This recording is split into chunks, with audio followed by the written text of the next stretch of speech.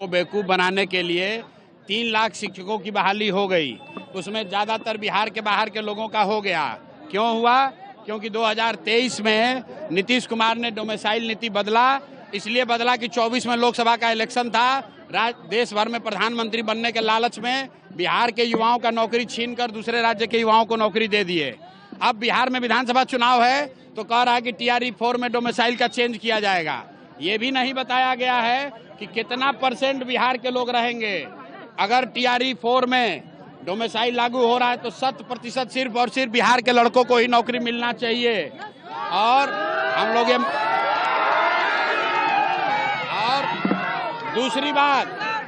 दूसरी बात बिहार के युवाओं को ये समझना है कि एक जन सुराज के खड़ा होने से, एक विकल्प आने से 400 रुपया का पेंशन बढ़ के 1100 हो गया।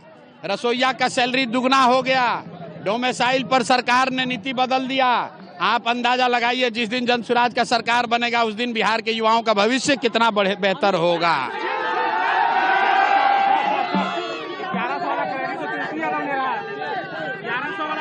अरे भाई सुनिए, ऐसा है क्रेडिट कोई भी ले, बिहार का एक एक आदमी जानता है कि 20 बरिस से यहाँ पर बुजुर्गों को, दिव्यांगों को, विधवाओं को 400 रुपया मिल रहा था। उस 20 साल में 3 बरस तेजस्वी यादव भी सरकार में थे, 1 रुपया नहीं बढ़ाया।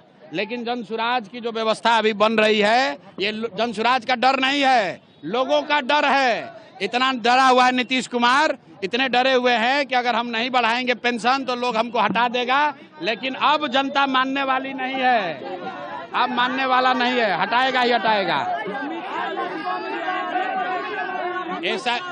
सुनिए, SIR के लिए सुनिए, SIR में भाजपा के कहने पर, भाजपा के साथ मिली भगत करके इलेक्शन कमीशन यहाँ से गरीब, वंचित, मुसलमान जो बाहर प्रवासी मजदूर हैं उनका नाम काटने का कोशिश कर रहा है।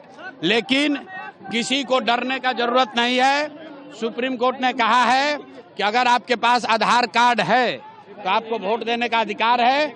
इलेक्शन कमीशन, किसी का नागरिकता तय करने का अधिकार इलेक्शन कमीशन के पास नहीं है। ये सुप्रीम कोर्ट का रूलिंग है, इसलिए किसी को डरने की जरूरत नहीं है। सब भाई मिलकर वोट सबको देना है। और दूसरी बात, अगर 10-20 को नाम कट भी जाएगा तो भी मैं भाजपा को ये बताना चाह रहा हूं कि जितने लोगों का नाम रह जाएगा वही तुमको हराने के लिए काफी है।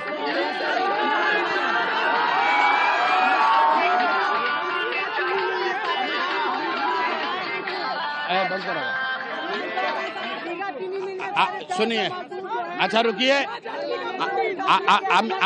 अमित शाह आ रहे,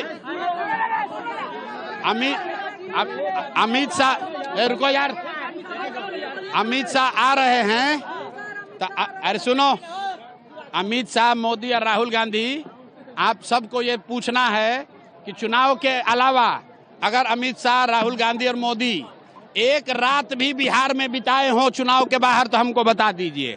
ये लोग दिल्ली में बैठकर बिहारियों को गाली देते हैं। अमित शाह आएंगे तो हमारी ओर से, जनता की ओर से, बिहार के युवाओं से सवाल है अमित शाह को कि महाराष्ट्र में भाजपा की सरकार है और बिहार के बच्चों को, हिंदी भाषियों को महाराष्ट्रियों ने मारा है, वहां पर वहां के लंपन एलिमेंट ने, अमित शाह ने उस पर बयान क्यों नहीं दिया?